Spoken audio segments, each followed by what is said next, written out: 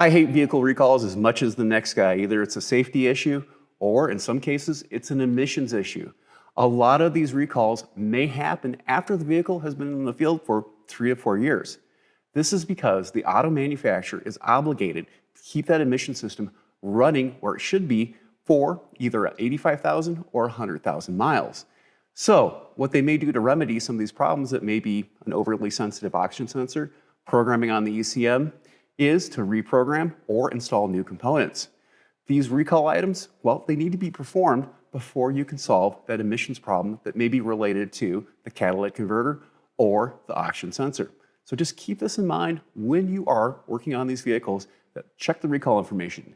You can click on the link below for the NHTSA website that will direct you to a website where you can put in either the license plate or even the VIN number and see active and performed recalls on the vehicle. So just keep this in mind. If you're trying to tackle an emissions problem and you want the fix to stick, check for recalls and what's active and what's been performed on the vehicle. This way you'll know the light will not come back on. I'm Andrew Markell. Thank you very much.